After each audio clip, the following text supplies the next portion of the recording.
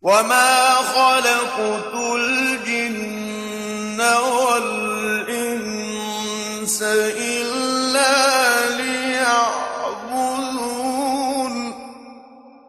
مَا أُرِيدُ مِنْهُم مِّن رِّزْقٍ وَمَا أُرِيدُ أَن يُطْعِمُونِ إِنَّ اللَّهَ هُوَ الرَّزَّاقُ ذُو الْقُوَّةِ الْمَتِينُ. السلام عليكم ورحمة الله وبركاته. إن الحمد لله نحمده ونستعينه ونستغفره ونعوذ بالله من شرور أنفسنا ومن سيئات أعمالنا من يهده الله فلا مضل له ومن يضلل فلا هادي له أشهد أن لا إله إلا الله وحده لا شريك له وأشهد أن محمدا عبده ورسوله لا نبي بعده. اللهم إنا نسألك علما نافعا ورزقا طيبا وعملا متقبلا وارزقنا الإخلاص والتوفيق والسداد في أقوالنا وفي أعمالنا وأرنا الحق حقا وارزقنا اتباعه وأرنا الباطل باطلا وارزقنا اجتنابه. InsyaAllah kita akan melanjutkan kajian aqidah pada kali ini di kitab Al-Qawaid Al-Arba' karya Syekh Muhammad bin Abdul Wahhab rahimahullah. Kita berlanjut ke masalah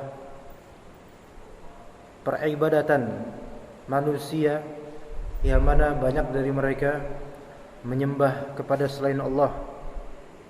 Mereka menghambakan diri kepada selain Allah Subhanahu wa taala. Yaitu kaidah yang ketiga, annan nabiyya sallallahu alaihi wasallam ظهر على أناس متفرقين في عبادتهم, bahwasanya Nabi sallallahu alaihi wasallam telah lahir dan juga tumbuh berkembang atau tumbuh menjadi dewasa dan menampakkan dakwahnya di hadapan manusia yang mereka kala itu mutafarriqina fi ibadatihim, yaitu mereka saling berbeda dalam peribadatan mereka, yaitu orientasi ibadah mereka saling berbeda.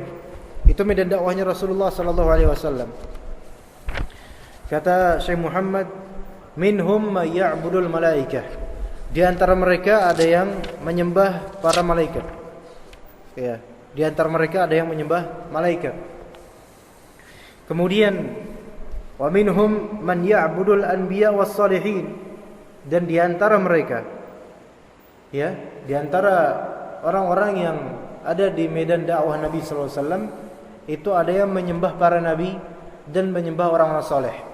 Maksudnya menyembah para nabi yang telah wafat dan juga menyembah orang-orang saleh yang telah wafat dan mereka legendakan. Wa minhum man ya'budul ashjar wal ahjar, dan di antara mereka ada yang menyembah pepohonan dan juga menyembah bebatuan, patung-patung yang mereka ukir sendiri. Wa minhum man ya'budu syamsa wal qamar, dan di antara mereka ada yang menyembah syams dan qamar, yaitu matahari dan juga bulan. Di sini lihat bermacam-macam orientasi ibadah mereka atau bermacam-macam agama mereka. Dan kita sudah membahas pada sebelumnya, di pertemuan sebelumnya pada bulan lalu, Allah Ta'ala berfirman, wala in sa'altahum man khalaqas samawati wal ard la yaqulunna Allah, dan jika kamu bertanya kepada mereka semua atau mayoritas mereka, siapakah yang menciptakan langit dan bumi, mereka akan berkata Allah. Artinya mayoritas dari orang-orang yang Rasulullah dakwahi itu mereka mengakui pencipta langit dan bumi adalah Allah, tetapi orientasi ibadah mereka tidak kepada Allah Ta'ala. Dan kalaupun mereka ditanya, kenapa kalian tidak menyembah Allah langsung, mereka akan berkata liyuqarribuna ilallahi zulfa, kami melakukan pendekatan kepada patung dan kepada kuburan-kuburan orang-orang soleh itu sebagai wasilah saja, perantara untuk mendekatkan diri kepada Allah.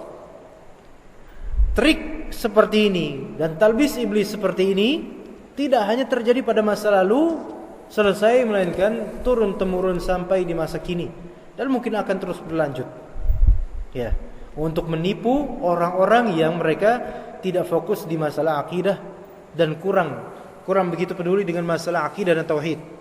Akhirnya mereka terjebak di masalah ini. Karena masalah ini masalah yang kelihatannya itu zahirnya kufurnya itu mustahsan, yaitu baik. Tapi pada hakikatnya dia adalah kesyirikan. Atau minimal zari'ah dan jalan yang benar-benar pekat menuju kesyirikan. Ya, itu adalah talbis dari syaitan, kamuflase dan manipulasi dari syaitan untuk meninggalkan peribadatan murni kepada Allah, yaitu tauhid. Ya, dan saya bicara begini bukan berarti menunjukkan ya bahwasanya hal ini sangat penting, Pak. Walaupun menyinggung banyak dari orang, bukan masalah penyinggungan terhadap banyak orang, tapi masalah yang hak harus diutamakan. Kita selalu berdoa, arinal haqqo haqqo. Ya, tunjukkanlah kepada kami kebenaran itu sebagai kebenaran, bukan kebenaran yang dimanipulasi menjadi keburukan. Dan juga kita minta supaya Allah Ta'ala warzuqna tiba'ah, dan minta rezeki mengikuti kebenaran tersebut. Ya. Dan juga ketika ada kebatilan, kita diminta diperlihatkan oleh Allah sebagai kebatilan dan bukan dikamuflasekan menjadi kebenaran. Sebagaimana banyak dari orang sekarang tertipu yang kelihatannya adalah kebenaran, padahal hakikatnya kesyirikan besar yang pelakunya diancam akan ditaruh di neraka selama-lamanya. Fa na'udzubillah. Bayangkan di sini di antara mereka ada yang menyembah malaikat, menyembah orang-orang soleh yang telah wafat. Mungkin sebagaimana pertanyaan di sini dulu pernah ada yang bertanya, seorang bapak ya hafizahullah, semoga Allah menjaga beliau dan kita semua, bertanya, memang ada orang yang berlebihan terhadap orang-orang soleh, tapi masa sih berlebihan begitu disebut menyembah? Kayaknya berlebihan banget kita ngomongin dia sedang menyembah fulan. Sekarang kita perlu mengetahui makna menyembah. Beranjak dari itu kita menuju ke pemahaman apa itu ibadah. Menyembahkan ibadah Pak ya? Ibadah sama dengan menyembah. Sekarang ayo kita perhatikan makna dari ibadah. Kita menuju sedikit ke kitab Al-Irsyad ila Sahih Al-I'tiqad karya Syekh Shalih Al-Fauzan. Beliau menuturkan bahwasanya, dan memang para ulama sebelum beliau jauh ya, al-ibadah, ibadah pada asal makna bahasanya adalah az-dzul wal khudu'. Az-dzul wal khudu', wal khudu' yaitu merendahkan dan menundukkan diri. Itu artinya ibadah secara bahasa. Dalam bahasa Arab. Dalam bahasa Arab ada suatu frase yang berupa tariqun mu'abbad. Tariqun mu'abbad. Jalan yang telah ditundukkan. Apa itu tariqun mu'abbad? Tariqun mu'abbad adalah jalan kalau misalnya kita lihat ada rumput ya di jalanan atau ada rumputan ya. Kemudian rumput itu diinjak-injak oleh orang yang lagi jalan. Lama-lama rumput itu akan layu ke bawah sehingga dia membentuk seperti jalan khusus. Adapun rumput-rumput yang lain dia tetap tegak, berdiri. Adapun rumput yang ini dia sudah mu'abbad, yaitu menjadi turun, rendah karena diinjak-injak. Itu namanya tariqun mu'abbad dalam bahasa Arab. Ya. Jadi yang ibadah asal dari bahasa Arabnya ada, artinya tunduk rendah. Bagaimana dengan istilah syar'i terhadap ibadah? Memang Syekhul Islam Ibnu Taimiyah sudah ada istilah yang masyhur. Tapi coba kita perhatikan ada istilah yang juga sebagian ulama menamakannya dengan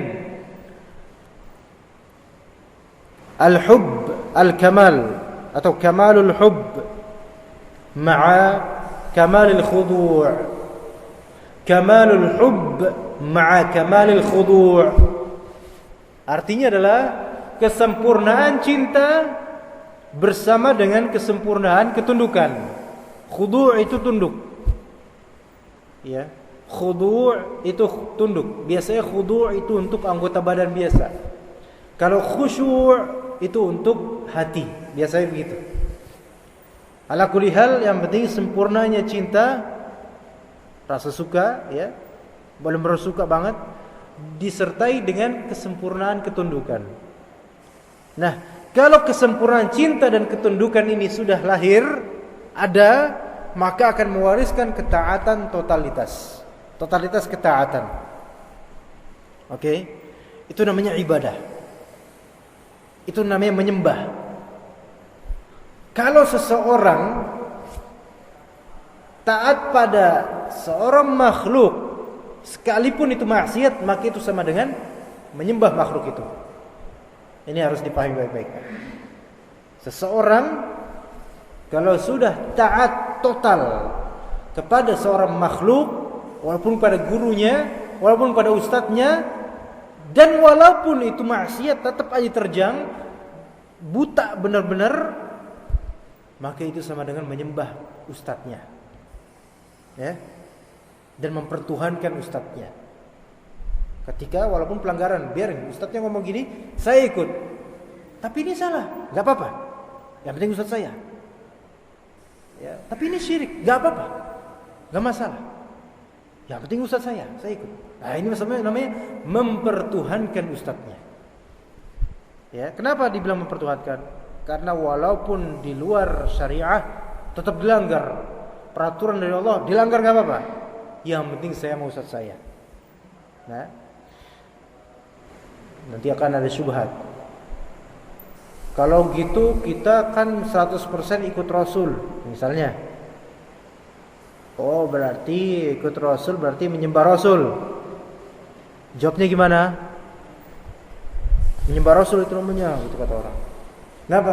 Katanya kan kesempurnaan cinta beserta kesempurnaan tunduk. Kita sempurna cinta pada Rasul, kita sempurna tunduk pada Rasul. Berarti kita taat pada Rasul 100%. Itu sama dengan menyembah Rasul. Itu kata orang-orang liberal. Ya. Itu syubhat besar tuh. Gimana jawabnya supaya kita tidak disebut menyembah Rasul? Ya. Jawabnya adalah kita taat 100% pada Rasul, itu adalah bentuk ketaatan kepada Allah. Bukan menyembah Rasul, tapi taat pada Rasul sama dengan menyembah Allah. Loh, kok gitu? Ya, kata Allah kan ati'ullah wa ati'ur Rasul. Taatilah Allah dan taatilah Rasul. Itu disuruh. Dan Rasul tidak akan mengajak kepada kemungkaran. Beda sama Pak Ustadz, beda sama siapapun dari kiai. Ya, manusia biasa yang mungkin salah. Bisa aja mengajak ke kemungkaran, bahkan bisa aja mengajak ke kesyirikan. Bisa kan? Mungkin. Ya kan? Enggak maksum, enggak terjaga. Tapi kalau Rasulullah jelas mengajak kepada ma'ruf, kebaikan semuanya. Ya, itu poin untuk menjawab yang syubhat tadi. Kemudian poin berikutnya, yang menyuruh kita totalitas taat kepada Rasul siapa? Allah. Berarti kalau kita totalitas taat kepada Rasul sama dengan menyembah Allah sebenarnya. Kata Allah Subhanahu wa taala. Ya. Qul in kuntum tuhibbunallah fattabi'uni yuhibbukumullah wa yaghfir lakum dzunubakum. Katakanlah wahai Muhammad sallallahu alaihi wasallam. Katakanlah wahai Muhammad sallallahu alaihi wasallam. In kuntum tuhibbunallah. Katakanlah wahai Muhammad, kalau misalnya kalian wahai orang-orang kafir Quraisy cinta sama Allah, fattabi'uni, maka ikuti aku, yaitu Muhammad sallallahu alaihi wasallam. Totalitas ikut aku, mengikuti sunnah Nabi. Yuk kita semua ikut sunnah Nabi. Tapi giliran ada benar sunnahnya nggak mau diikutin. Jadi ngomong doang. Ini nggak sempurna nih, nggak benar. Fattabi'uni, ikuti aku, ikuti Nabi SAW. Apa ganjarannya? Yuhibbukumullah, Allah akan cinta pada kalian. Wa yaghfir lakum dzunubakum, dan akan mengampuni dosa-dosa kalian. Di sini lihat, diperintahkan ikut pada Rasulullah 100%. Maka ketika seseorang ikut dengan cara Rasulullah 100%, maka berarti dia menyembah siapa? Menyembah Allah, bukan menyembah Rasul. Kenapa? Karena disuruh. Contoh lain, dalam skala juga yang besar juga ya, skala negara lah anggap. Wa atii'ullah wa atii'ur rasul wa ulil amri minkum. Taatilah Allah dan taatilah Rasul dan ulil amr. Siapa ulil amr? Ya orang-orang pemimpin kita selama muslim. Karena wa ulil amri minkum dari golongan kalian muslimin. Adapun yang kafir tidak boleh taat dan tidak boleh menjadikan dia pemimpin. Kalaupun ternyata jadi secara legal, itu bukan pemimpin kita. Gak bisa. Jadi ulil amri minkum yaitu pemimpin muslim. Taati selama yang diajak adalah perkara baik atau mubah, wajib ditaati. Adapun yang mungkar tidak. Ketika kita taat totalitas pada seorang atau loyal kepada seorang pemimpin muslim walaupun dia zalim, selama kita tidak ikut kemungkaran yang diperintahkan, kita hanya ikut kebaikan yang diperintahkannya, ikut sami'na wa ta'na terhadap kebaikan pada ulil amri ini. Apakah disebut menyembah ulil amri? Menyembah presiden? Enggak. Itu sama dengan taat kepada presiden dalam rangka menyembah Allah, dalam rangka beribadah kepada Allah. Tetapi ketika seseorang ya, dia taat kepada Pak Presiden atau wakilnya atau ulil amri, segenap ulil amri dalam perkara munkar sekalipun, biarinlah munkar lah, gak apa-apa lah. Yang penting saya taat pada Pak Presiden. Ini baru yang namanya menyembah presiden. Itu bedakan. Disebut menyembah makhluk ketika walaupun makhluk itu mengajak kepada kemungkaran, terjang aja gak apa-apa. Ini disebut menyembah, mempertuhankan. Ya, karena menganggap bahwasanya superioritasnya sama dengan Allah Subhanahu wa taala. Seolah-olah ya. Contoh lain lagi ya, kalau mungkin masih agak keberatan dengan jawabannya. Contoh kita diminta wa wassaynal insana biwalidayhi husna, dalam riwayat lain, dalam ayat lain ihsana. Kita diwajibkan berbuat baik kepada orang tua. Kita diwajibkan untuk taat kepada orang tua, birrul walidain, taat kepada orang tua. Orang tua kita kandung. Wajib itu. Apakah itu disebut menyembah? Orang tua bilang salat, kita ikut salat. Dulu ya waktu masih kecil atau masih muda. Orang tua menyuruh kita beli minyak tanah, kita turuti, wajib. Ya. Orang tua nyuruh kita tidur lebih cepat malam hari, harus turutin, kalau enggak dosa misalnya kan. Apakah itu disebut menyembah orang tua? Tidak. Tetapi ketika orang tua mengajak kepada kemungkaran, nah, ayo curi itu bagian itu, curi, ikut. Pokoknya mau ngomong kemungkaran apa-apa itu diamini oleh anak. Ini seperti menyembah orang tua, mempertuhankan orang tua. Jadi di situ thin line-nya, yaitu garis tipisnya di situ. Kapan disebut mempertuhankan makhluk? Kapan? Ketika walaupun kemaksiatan tetap dia taat kepada makhluk itu disebut mempertuhankan. Kenapa? Karena ketaatan tersebut disebabkan adanya apa? Adanya kamalul hubbi ma'a kamalul khudu'. Adanya kesempurnaan cinta disertai dengan kesempurnaan ketundukan kepada makhluk. Kalau sempurna cinta dan sempurna ketundukan kepada Rasulullah, jelas itu ittiba', dan itu adalah menyembah Allah. Kalau kepada orang tua, kepada ulil amri selama perkara ma'ruf dan tidak ikut yang munkar, maka itu juga merupakan cinta kepada Allah, menyembah kepada Allah Subhanahu wa taala. Masih mungkin ada yang kurang jelas, kurang clear. Ya udah kalau gitu. Ada syubhat lain lah ya. Syubhat lain kita tawarkan di sini. Di antara orang-orang pluralis ya, dan liberalis, di antara mereka ada yang mengatakan makhluk Allah yang paling bertauhid adalah iblis. Na'udzubillah dari kalam ini. Iya Pak, pernah dengar gak Pak? Atau baru dengar dari saya? Berarti saya menawarkan syubhat berarti. Katanya ini orang udah mati. Ya, orang udah mati nih. Yang menebar syubhat pertama kali di Indonesia ini orang udah mati. Alhamdulillah. Karena emang kenapa saya bilang alhamdulillah? Karena banyak orang sekarang teracuni dengan pemikirannya. Dan sampai sekarang masih dipelihara. Makhluk Allah yang paling bertauhid adalah iblis katanya. Laknatullahi alaih. Kenapa? Karena iblis hanya mau sujud pada Allah. Karena iblis tidak mau sujud kepada selain Allah. Mantap ya. Gimana Pak tadi? Makhluk Allah yang paling bertauhid siapa? Iblis katanya. Kenapa? Karena tidak mau sujud kepada selain Allah. Dalilnya ada nggak Pak? Ada nggak dalilnya? Ada dalilnya, surat Al-Baqarah. Itu makanya kita bilang, orang bukan cukup berdalil aja. Dia harus tahu pendalilan, harus ngerti gimana cara berdalil. Karena kita harus punya dalil Al-Quran, As-Sunnah. Ya benar itu. Tapi kalau dalilnya nggak nyambung, ya itu namanya memperkosa, itu namanya. Apa dalilnya?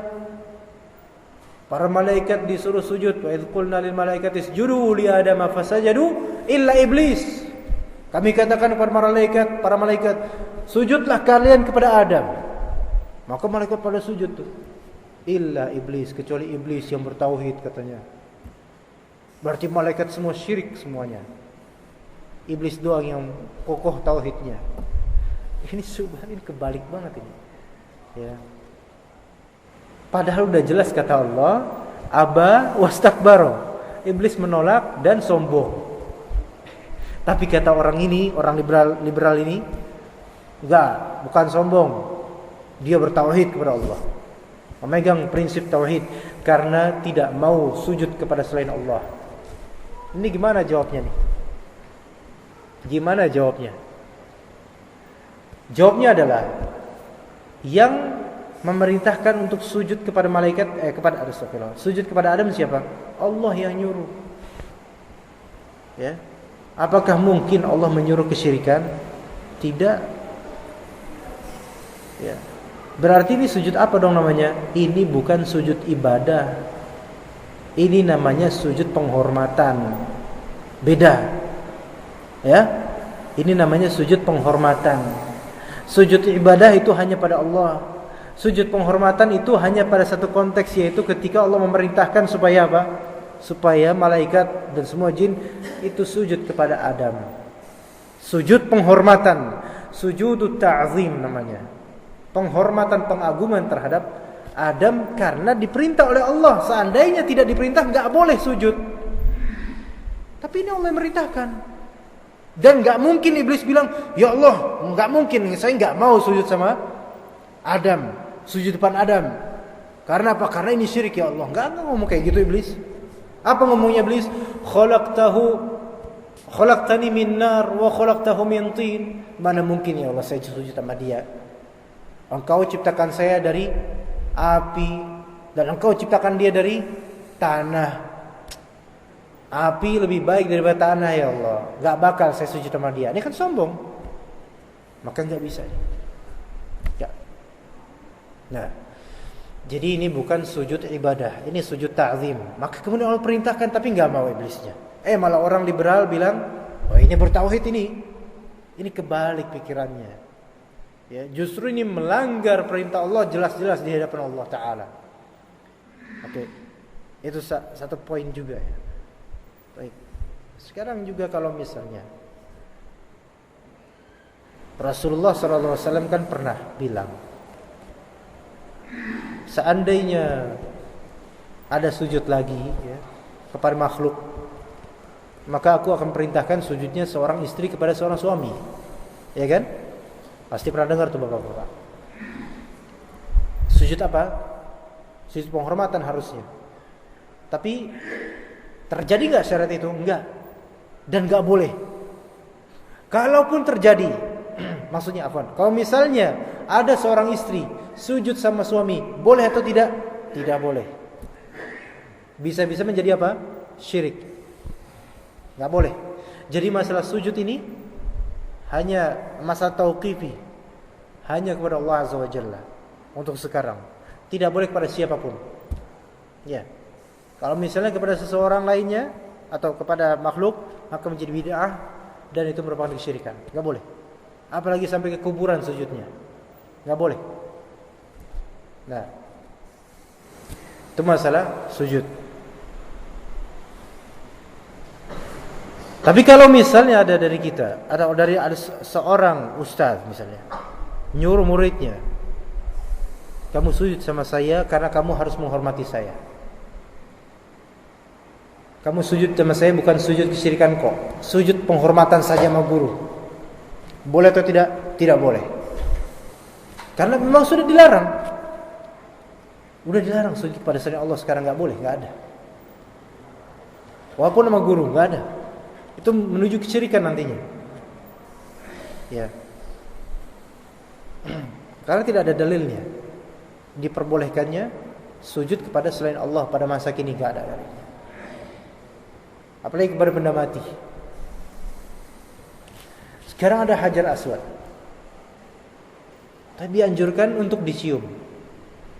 Dianjurkan untuk dicium bukan karena ngalap berkah dari batu, bukan. Tapi apa? Karena ada contohnya dari Rasulullah. Selesai itu aja udah.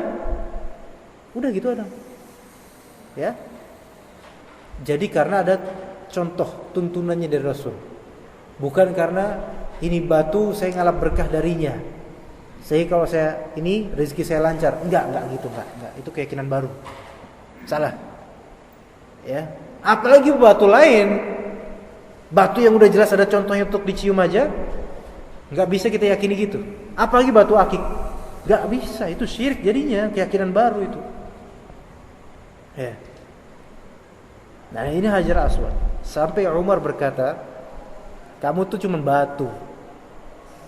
Seandainya saya nggak pernah ngeliat Rasulullah cium kamu, nggak bakal saya cium kamu. Nah sekarang bagaimana dengan batu lain? Kalau batu Hajar Aswad jelas itu ada syariatnya, untuk dicium doang, nggak sampai diyakini macam-macam ya. Bagaimana dengan batu lain? Batu akik atau batu dicincin. Ya biasa pemain bola kadang-kadang habis nggolin, syirik ini, nggak boleh. Atau misalnya seseorang nggak nyium, tapi ada keyakinan ini batu nih memberikan karisma dan kewibawaan. Ini nih kayak gini nih. Ada nggak dalilnya? Walaupun iya saya sejak pakai batu ini, iya saya tuh ngerasa jumawa berwibawa gitu. Ya itu dari seton. Ya. Tapi ini masalah-masalah kayak gini tuh. Jangan sampai kita mendekatkan diri kepada makhluk dan mendekatkan diri kepada benda-benda yang dikeramatkan yang tidak ada dalilnya, sehingga menimbulkan dan memunculkan keyakinan baru, dan itu yang dinamakan peribadatan kepada selain Allah atau syirik. Ini harus ngerti, ya. Ini harus dimengerti. Jadi jangan sampai rasa cinta kita kepada makhluk Allah melebihi cinta kita kepada selain kepada Allah, dan jangan sampai roja yaitu harapan kita kepada makhluk Allah, baik manusia, apalagi jin, apalagi benda, itu sama dengan harapan kita kepada Allah, atau malah lebih bahkan, nggak boleh. Atau rasa takut kita karena makhluk Allah, rasa takut disertai ta'zim, penghormatan, melebihi rasa takut kita kepada Allah, atau kepada benda melebihi rasa takut kita kepada Allah. Fana'udzubillah. Masalah ini mungkin akan ada beberapa orang yang pendidikannya tinggi bilang, masih aja bahas masalah kayak gini, ya. Pemerintahan udah kocar-kacir, bingung, harga naik, ente masih bahas masalah gini. Justru semua dari kehancuran ini berawal dari peremehan terhadap masalah ini, karena ini masalah hati. Kurang yakinnya kepada Allah, kurang tawakalnya kepada Allah, kurang takut atau tidak takut kepada Allah. Dimulai dari tidak takut kepada Allah, banyak koruptor. Dimulai dari tidak takut kepada Allah, banyak orang-orang mempermainkan harta orang lain. Karena tidak takut sama Allah, tanah-tanah kemudian pagarnya digeser-geser supaya tanah dia banyak. Di antara karena tidak takut sama Allah, akhirnya banyak terjadi pencurian, begal, anak-anak muda subuh-subuh jam 3 pada ngetrek di jalanan. Kenapa itu? Karena tidak takut kepada Allah. Dan mereka tidak didik sama orang tuanya. Kenapa? Orang tuanya juga tidak takut sama Allah. Tidak tahu qu anfusakum wa ahlikum nara. Jagalah diri kalian dan keluarga kalian, anak istri kalian dari api neraka. Enggak takut sama Allah. Enggak mikir itu. Biarin anaknya keluar malam, yang perempuan, anak perempuannya biarin keluar malam sama pacarnya, dijago kok sama pacarnya. Justru itu enggak dijaga. Digrepek-grepek maaf sama pacarnya. Bapaknya tidur aja biasa nonton bola malam minggu. Kenapa kayak gitu? Masalah tauhidnya hancur, tidak takut pada Allah, tidak takut pada azab Allah. Itu yang terjadi di realita masyarakat sekarang.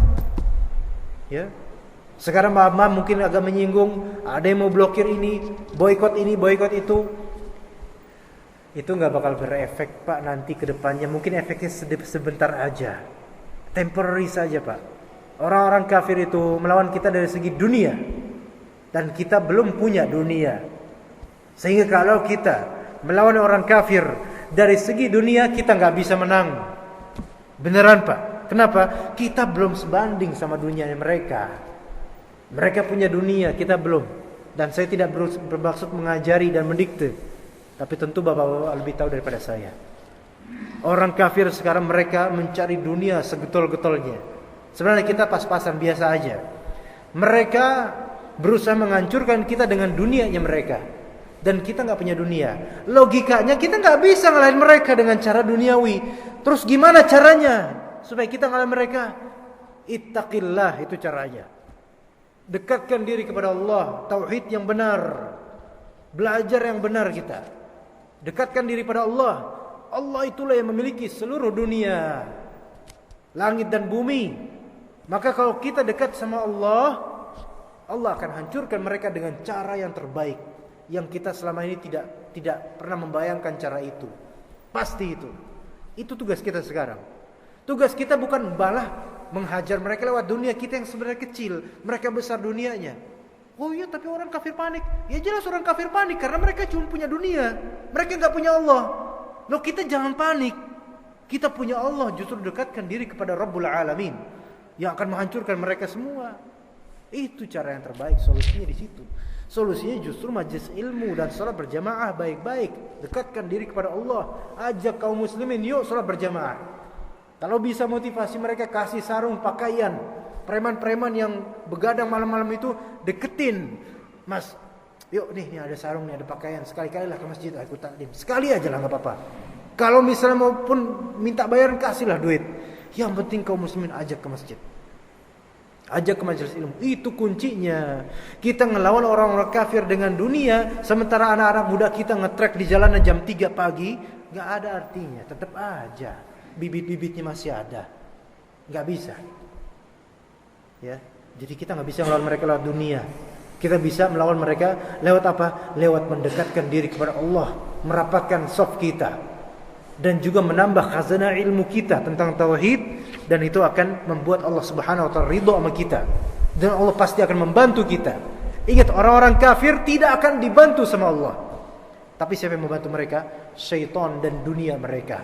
Dan kita tahu dunia itu kecil, dan makar syaitan itu sebenarnya kecil. Selama apa? Selama iman kita kuat. Tapi selama iman kita tidak kuat, maka kita akan menganggap orang kafir itu besar sekali, mengerikan. Kita harus melawan. Lawanlah dengan bertakwa kepada Allah. Gitu Pak caranya. Lawanlah dengan belajar tauhid lebih dalam lagi. Semakin kita dalam tauhid, semakin Allah cinta sama kita. Yang cinta sama kita siapa? Rabbul Alamin, pencipta langit dan bumi, yang kalau mau mentakwir syams, yaitu melipat matahari sekarang, bisa. Ya. Kalau mematikan orang kafir sekarang, bisa. Membakar semua properti mereka, bisa, gampang, mudah bagi Allah. Itu. Nah, karena selama ini, kenapa kok kita seperti dijajah oleh orang kafir? Karena kita jauh dari Allah, kurang dijaga jadinya, nggak dijaga. Seandainya kita sejak lama dekat pada Allah, nggak berani itu orang kafir. Kenapa? Karena Allah yang menjadi wali kita, penolong kita. Tapi karena selama ini kita lalai, maka dihukum sama Allah. Dihukum dengan apa? Seperti dijajah orang-orang kafir.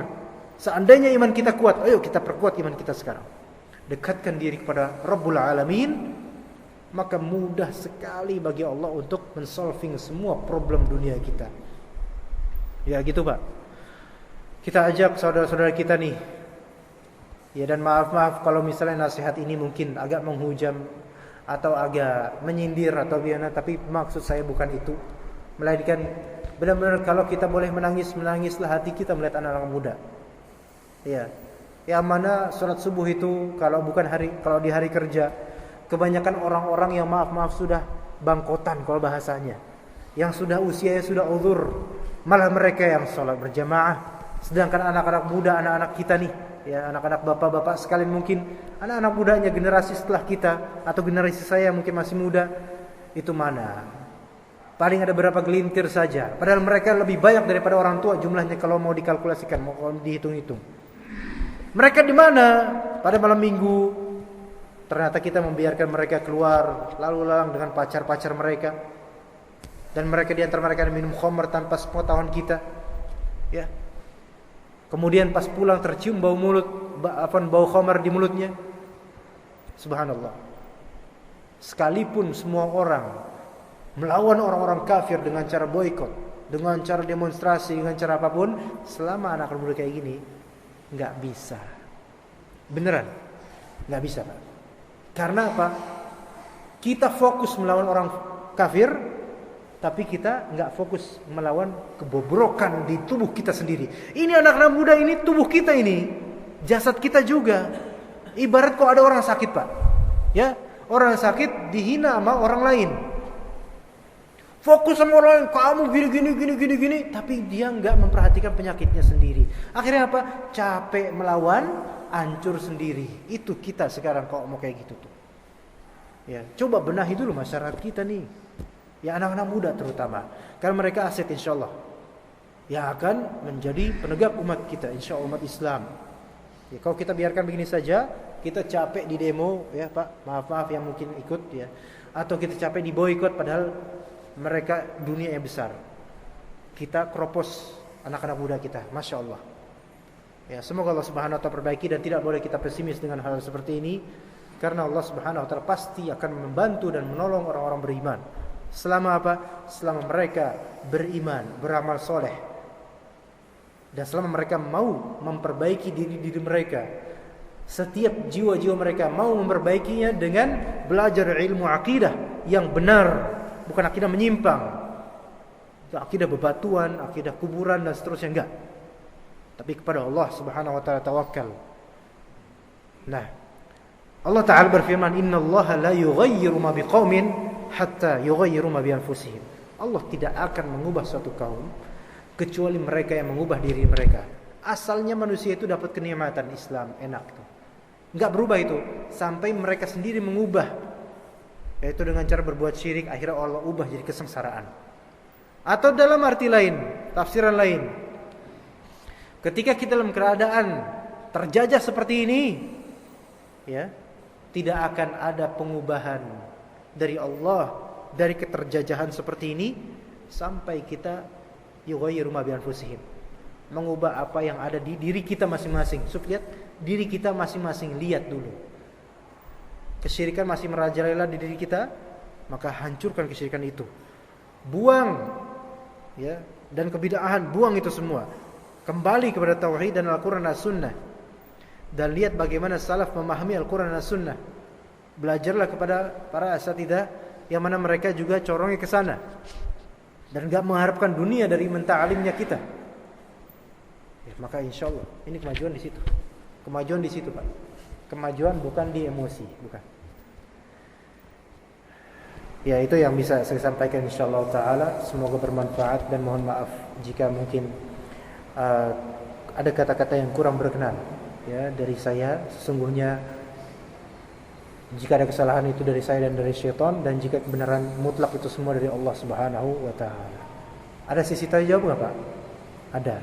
Kalaupun ada yang mau bertanya, dipersilakan. Silakan, Pak. Waalaikumsalam warahmatullahi wabarakatuh.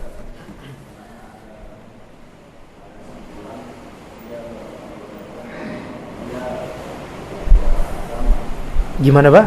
Ada si fulan?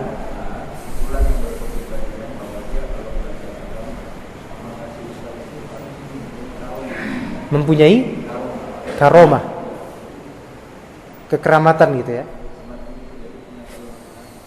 Kelebihan seperti contoh, gitu. Apakah itu termasuk syirik? Ya betul. Jadi nanti saya lupa Pak, satu dulu ya. Nanti pas saya udah selesai jawab, baru yang kedua. Jadi pertanyaan Bapak, hafizakallah, semoga Allah menjaga Bapak dan keluarga Bapak dari hal-hal yang negatif. Sebagian dari orang mempunyai pandangan bahwasanya saya tidak akan belajar agama kecuali dari ustadz yang memiliki karomah, kekeramatan. Nah, definisi kekeramatan itu sendiri apa? Itu kalimat bisa benar bisa salah, tergantung dari bagaimana kita mendefinisikan karomah. Karomah itu pada hakikatnya yang ada karomah versi benar maknanya, ada karomah versi salah dibenar-benarkan. Versi yang salah ini adalah karomah itu bisa membaca pikiran orang, bisa menyembuhkan penyakit orang, ya penyakit fisik misalnya, bisa ada di atas, berjalan di atas air bisa, terbang bisa. Ini bukan karomah. Ini bukan karomah. Ya. Karomah itu pada hakikatnya adalah istiqomah. Itu karomah. Karomah itu kan arti kemuliaan. Kemuliaan seorang ustadz bukan di bajunya putih-putih ya. Atau dia bisa membaca pikiran orang. Kamu kayak tadi lagi ngapain kayak gini ya, saya tahu kamu kayak gini. Enggak, itu bukan karomah. Ya. Atau bisa sholat di Mekah, Jumatan di Mekah padahal dia ada di Pondok Kopi. Jasad Pondok Kopi, ruh Mekah. Itu karomah, itu kadzib, dusta. Enggak boleh dibenerin omongannya dan enggak boleh didekati orang kayak gini. Kadzab yang seperti ini.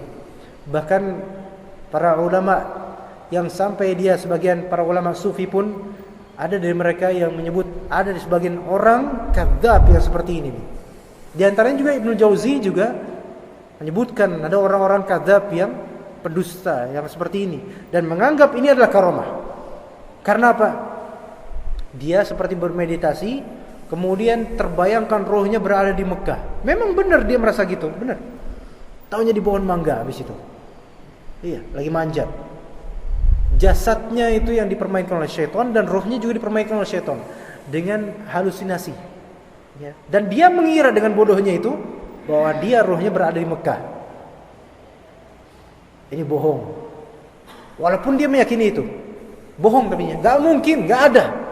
Kalau udah kayak gitu dari semua orang bisa dong kayak gitu harusnya. Tapi ternyata enggak, cuma orang-orang kayak gini doang.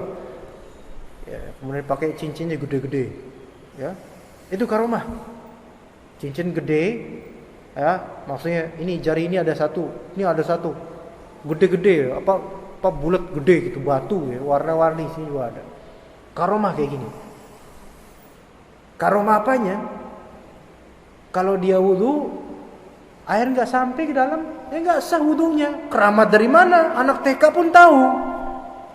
Enggak ada ustadz keramat kayak gini. Saya keras aja ngomong kayak gini, Pak. Karena nipu kayak gini tuh. Dan banyak orang ketipu. Ya. Jadi kalau misalnya pakai cincin kayak ini keramat gitu, terus mempunyai kesaktian mandraguna tersendiri, enggak, ini bukan keramat. Ini malah justru kehinaan. Kenapa? Coba lihat wudunya. Ya. Oke lah wudunya sampai sini benar, tapi lihat di sini nih enggak sampai ini air nih. Berarti wudunya enggak sah. Konsekuensi apa? Salatnya tidak sah. Apakah ada orang punya kemuliaan dan dia sholatnya nggak benar? Apakah ada ustadz punya kemuliaan wudu aja acak-adul kayak gini? Nggak bisa diikutin tuh kayak gini. Ya, anak TK aja tahu. Rasulullah aja pernah teriak pada sahabat, "Wailul lil aqabi minan nar." Neraka buat tumit-tumit atau bagian belakang kaki. Karena apa? Nggak sempurna wudunya. Itu nggak sengaja loh, dan itu cuma sekali-kali doang tuh sahabat kayak gitu. Suatu ketika habis dari safar ngelihat Rasul lihat sahabat lagi pada wudu, Ternyata bagian belakang kakinya itu masih agak kering dikit, masih ada debu-debu. Marah Rasulullah. Neraka tuh buat orang-orang yang membiarkan tuh kayak gitu. Itu kecil tuh padahal. Gimana kalau tiap hari dia pakai batu kayak gitu? Nggak dicopot atau minimal digesek-gesek lah supaya air masuk. Apakah itu keramat, Pak? Kalau misalnya kayak gitu keramat, anak-anak SD itu banyak harusnya yang jadi orang-orang keramat karena lebih paham daripada dia soal bersuci. Karomah itu istiqomah. Istiqomah itu apa? Lurus, lempeng, berusaha teguh di atas manhaj salaf dengan sesuai Al-Quran dan juga Sunnah. Walaupun punya kesalahan ya, itu kesalahan manusiawi ya. Tapi dia berusaha istiqomah, enggak mencela-mencela. Sekarang ngomong B, besok ngomong A. Ya, di sini pas ditanya hukum fikih ini, oh itu hukumnya haram. Pas di sana bilang dengan materi yang sama, oh itu boleh, nggak apa-apa. Kenapa? Karena kalau di sana jemaahnya rata-rata membolehkan. Kalau di sini mengharamkan. Ya, jadi supaya di sana dapat duit, di sini dapat duit. Supaya di sana dapat ridho, di sini dapat ridho. Ini bukan karomah. Orang istiqomah tuh nggak peduli. Yang penting saya ngomong benar. Dan cara saya juga nggak salah insyaallah. Itu istiqomah. Sesuai dengan Al-Quran dan As-Sunnah. Itu istiqomah, Pak. Nah, memang benar. Boleh saya nggak mau berguru kecuali kepada ustadz yang memiliki karomah. Kalau karomah yang dimaksud sini, dia istiqomah, manhajnya benar, akidahnya benar, dan orang-orang juga tahu kesalahan dia, akhlaknya bagus, itu benar. Tapi kalau karomah yang dimaksud adalah penampilan, ya, wah, glamor, ya. Karomah itu adalah dia punya sarungnya mewah, sarungnya BHS, kemudian pakainya bagus, pecinya sorbannya bagus, kemudian masuk TV, ini bukan karomah namanya. Malah banyak orang yang masuk TV tertipu, maksudnya ustadznya tertipu dengan kemunafikan dan juga dunia. Jadi bukan itu karomah. Maaf panjang supaya lebih jelas ya Pak. Tapi saya kan nggak nyebut orang dan nggak nyebut golongan tertentu, tapi silakan Bapak yang bisa menilai sendiri di dunia nyatanya, insyaallah. Kedua Pak, silakan. Bapak nanti Mas, maaf ini Mas ini nanti ya, nanti setelah ini ya. Silakan. Silakan.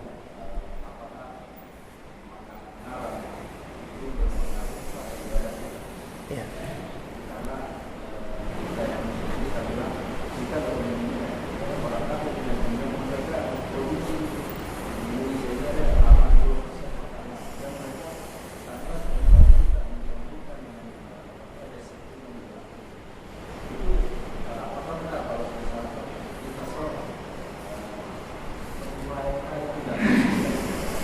Ya. Ya, jazakallahu khair. Terima kasih atas pertanyaannya, penting sekali. Pertanyaannya, apakah makanan haram itu mempengaruhi terhadap ibadah kita? Jawabannya sangat. Sangat, ya. Ibadah kita yang paling vital itu kan doa, Pak. Astagfirullah. Salat. Sekarang gini, dari semua amalan soleh itu barometernya pertama di salat dulu.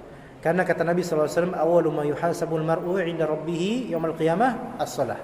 Yang paling pertama dihisab untuk kita adalah salat dulu. Barometernya itu dulu. Kalau salatnya benar, nanti lihat amalannya insyaallah baguslah, diterima. Kalau salatnya buruk, maka gimana amalan lainnya? Berarti salatnya acuannya.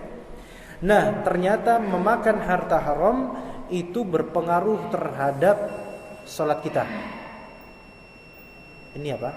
Syuruk. Silakan kalau misalnya mungkin ada kepentingan atau mau sholat dipersilakan Pak. Ya. Nafasnya panjang banget Pak. Ya. Ini sampai kapan ini? Gak berhenti. Sholat itu berpengaruh banget kalau kita memakan harta haram dengan cara yang haram atau memakan zat yang haram, alkohol misalnya, alkohol yang haram, maka itu berpengaruh terhadap kekhusyuan sholat kita, bisa hancur sholat kita. Kenapa? Karena solat itu hakikatnya adalah doa. Solat adalah doa. Ya, kata Nabi SAW. Ada seseorang ash'ad, aghbar, ya, yaitu lecok, lesu, kemudian nggak pakai alas kaki, ya, dalam keadaan safar, minta sama Allah, ya Allah, ya Allah, ya Allah. Gitu. Tapi ternyata makan dari harta haram, makanan haram, minum haram, pakainya juga haram. Kata Rasulullah, fa anna yustajabulah. Maka bagaimana mau Allah Ta'ala Jawab doanya. Makanya orang kalau makan riba, kerja di perusahaan ribawi, ya, itu sholatnya berpotensi tidak diterima. Iya. Contoh lain, orang minum minuman keras, khamr, tidak diterima sholatnya 40 hari ke depan, walaupun dia sholat. Karena apa? Makan haram, khamr, khusus khamr ya, 40 hari ke depan gak diterima. Walaupun dia berusaha khusyuk, gak diterima dan sulit khusyuk. Ya, itu berpengaruh banget Pak. Kemudian persoalan berikutnya yang lebih ke realita. Kata Bapak, menurut observasi 80% produk makanan atau semacamnya ya, produk makanan itu diproduksi atau ujung-ujungnya orang-orang kafir yang menguasainya. Baik saham atau perusahaannya. Oke. Tapi tidak semuanya itu haram. Maksudnya tidak semua dari itu mereka pasti memasukkan yang haram, babi, minyak babi atau enggak tahu, Allah alam. Kalaupun iya dan kaum muslimin tidak tahu, maka insyaallah tidak apa-apa. Ya, gitu Pak. Karena faktor ketidaktahuan, Allah memberikan uzur. Tidak apa-apa dan insyaallah tidak mempengaruhi. Ya Pak. Ya. Masalah misalnya ada roti, permen karet, kemudian ciki dan seterusnya. Kalaupun disusupkan dengan unsur haram oleh orang-orang kafir itu dan kaum muslimin tidak tahu, maka semoga tidak masalah. Asal dari makanan halal. Dan ketika kita tidak bisa meneliti detailnya, maka udah, kita enggak, la yukallifullahu nafsan illa wus'aha. Tidak dibebani kecuali semampu kita. Orang awam kalau didapatin di minimarket ini produk halal, oh ada halalnya dari MUI misalnya atau apa, maka udah makan. Oh ternyata pada hakikatnya ada unsur haramnya, itu di luar kendali kita, di luar pengetahuan kita, maka nggak masalah dan insya Allah tidak mempengaruhi ibadah. Tapi kenapa kok sekarang tetap aja ibadah kita kayak gini? Perhatikan surat Al-Mu'minun. Qad aflahal mu'minun. Beruntung orang-orang beriman. Alladzina hum fi salatihim khashi'un. Orang-orang beriman ini salatnya khusyuk. Ayat setelahnya, walladzina hum 'anil lagwi mu'ridun. Dan orang-orang yang berpaling dari lagu, kelalaian. Kelalaian ini mau lagu, mau itu obrolan chattingan WhatsApp yang enggak ada manfaatnya, ya. Atau apapun yang melalaikan, TV, acara-acara TV ya, mayoritasnya itu membuat hati keras dan itu membuat sholat kita tidak khusyuk. Beneran, coba aja. Yang anak-anak muda sekarang ini pakai WhatsApp nih ya. Atau bapak-bapak usia 30 tahunan pakai WhatsApp ya. Ada grup khusus poligami itu. Ya. Ngomong ngalor ngidul enggak jelas tuh. Ngomongin akhwat, ngomongin ini, beneran ada tuh kayak gitu tuh. Bukan grup khusus poligami lah, grup umum lah. Antar sesama bapak-bapak ngomongin akhwat poligami dan sebagainya. La yanfa', enggak ada manfaatnya. Ini kan lagu, ini sia-sia. Ini bikin sholat enggak khusyuk loh. Termasuk tuh. Ya, chattingan-chattingan pada yang enggak ada manfaatnya itu membuat keras hati dan membuat sholat kita khusyuk. Perdebatan di media sosial juga membuat kita tidak khusyuk sholat. Jadi faktor tidak khusyuknya sholat bukan hanya makanan, tapi faktor pikiran juga. Ya, ketika banyak melihat hal-hal yang tidak benar, televisi misalnya, atau YouTube yang tidak benar, atau di HP, WhatsApp atau semacamnya, itu membuat kita tidak khusyuk sholatnya. Jadi faktor yang membuat khusyuk sholat, jangan makan yang enggak benar atau minuman yang benar, jangan kebiasaan melakukan hal yang sia-sia. Ya, jadi bukan faktor makanan doang Pak ya. Begitu Pak ya. Dia hal-hal yang sia-sia. Dan bahkan hal yang sia-sia TV itu juga produknya orang kafir rata-rata yang mereka mendanai itu. Ya, jadi begitu. Wallahu a'lam. Ya Pak. Silakan. Membalas anggukan.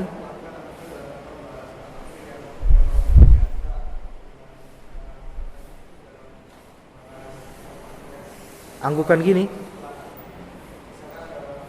Ada orang kafir ruku Jepang. Nah, Oh gitu. Yang satu dulu nanti saya lupa. Masalah ngeblungkuk gitu kan, bahasa Jawanya ngeblungkuk masalah. Ngeblungkuk itu tradisional semata, tetapi ketika dia untuk menghormati kita jelas orang kafir nggak boleh.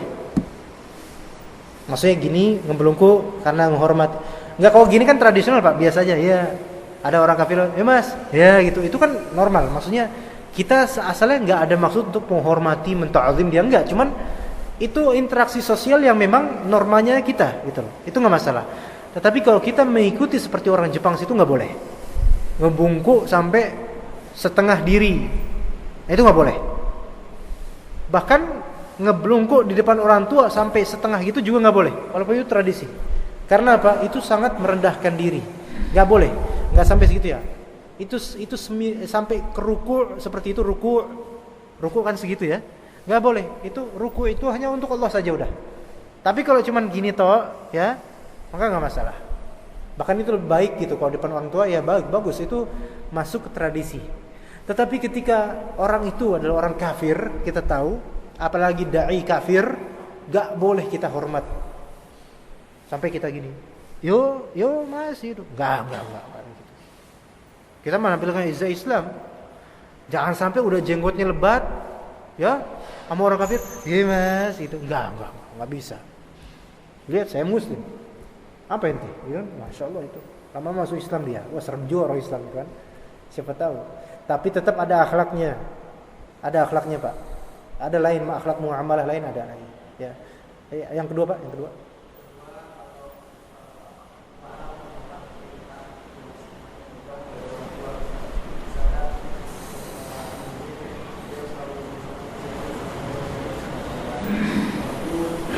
Apa?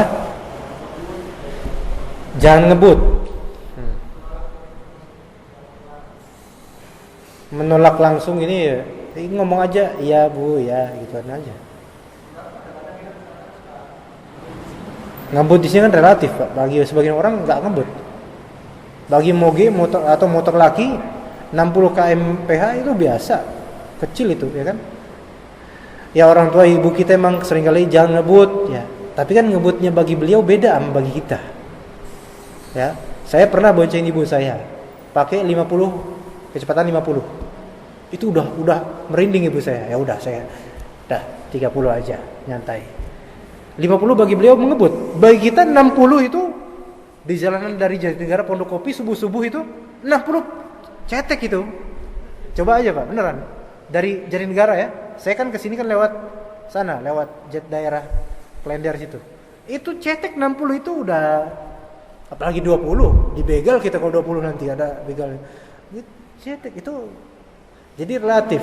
Bagi beliau ngebut supaya gini, sebenarnya intinya sebenarnya bukan di speed, bukan di patokan speed, tapi berhati-hatilah jangan sampai melampaui batas gitu. Sebenarnya pahamannya gitu pemahamannya.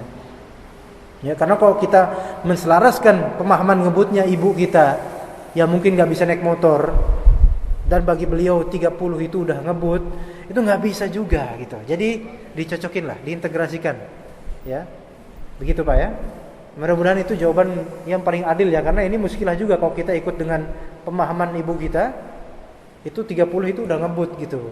Apalagi pemahaman mbah kita, nenek kita, itu 20 karena dulu pakai sepeda ontel di sawah itu kan, kita pakai motor ya beda gitu pemikirannya. Begitu Pak ya? Ya, wallahu a'lam. Ya, begitu yang bisa saya jawab. Wallahu a'lam. Gimana Pak? Cukup sampai sini? Kita cukup sampai sini insyaallah. Sekali lagi saya minta maaf kalau misalnya memang ada kesalahan dalam kalimat. Semoga Allah Ta'ala memaafkan saya dan juga Bapak sekalian. Itu semua dari diri saya dan dari syaitan. Adapun kebenaran, segala kebaikan yang ada di majelis ini dan segala yang diri saya itu semua dari Allah Azza wa Jalla. Kita tutup dengan doa kafaratul majlis. Subhanakallahumma bihamdika asyhadu an la ilaha illa anta astaghfiruka wa atubu ilaik. Wassalamualaikum warahmatullahi wabarakatuh.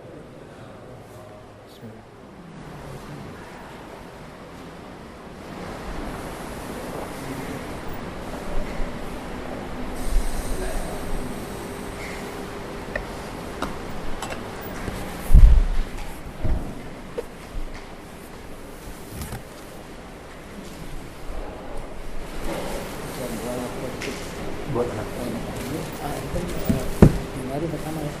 Ya, insyaallah. Ini udah tiga ya. Waktu itu udah kita sepakatin ya. Ini udah, ini kemarin sebelum terakhir katanya Oh, yang 6. kosong ini. Ya, coba. Saya di